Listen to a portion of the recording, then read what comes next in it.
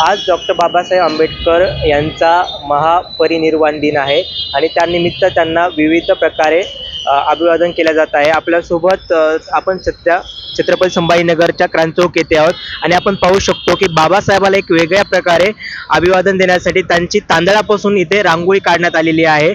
नेमकी या तांदळापासून रांगोळी काढण्याचा काय नेमका उद्देश आहे, त्यांना कशा प्रकारे अभिवादन केले जाते, आपण आपल्यासोबत काही तरुण आहेत, नेमकी काय कल्पना होती की आपण असे वेगळ्या प्रकारे त्यांना अभिवादन करू शकतो।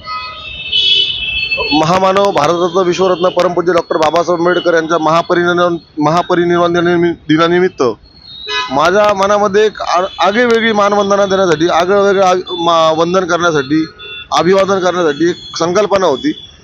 तर भाडगलगेटचंही काम, पुतळ्याचं काम चालू असल्यामुळे या ठिकाणी विलास बापू घुमरे प्रतिष्ठानच्या माध्यमातून, रिपब्लिकन युवा मोर्चाच्या माध्यमातून आम्ही स्वतः तांदळाच्या 3 क्विंटल तांदळाच्या घेऊन बाबासाहेबांची एक छान एक चित्र डिझाईन तयार केली, पूर्णपणे एक चित्राची। फुलं वगैरे ते नाही करतात, तांदूळच का, अन्नधान्यच का?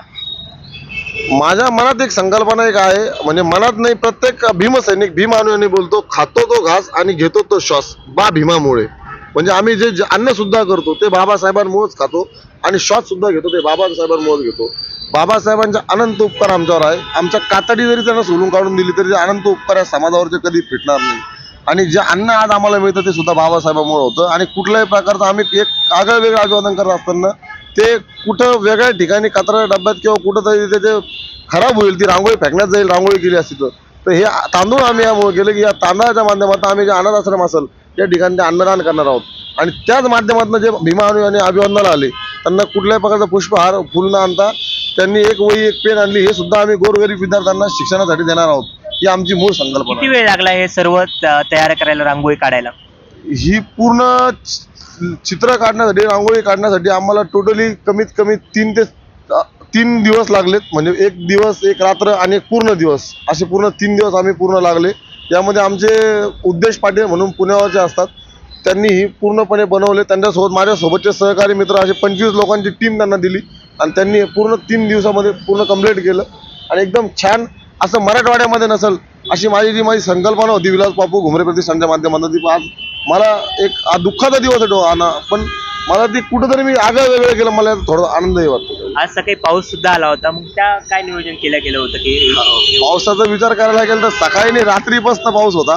पाऊस इतका भयानक होता की अक्षरशः ते वाहन चाललं होतं। पण शेवटी मी आत्ताच बोललो की बाबासाहेबांचे अनंत उपकार आहे आमच्यावर। अनंत म्हणजे अनंत, ते कधी न संपणारे उपकार आहे।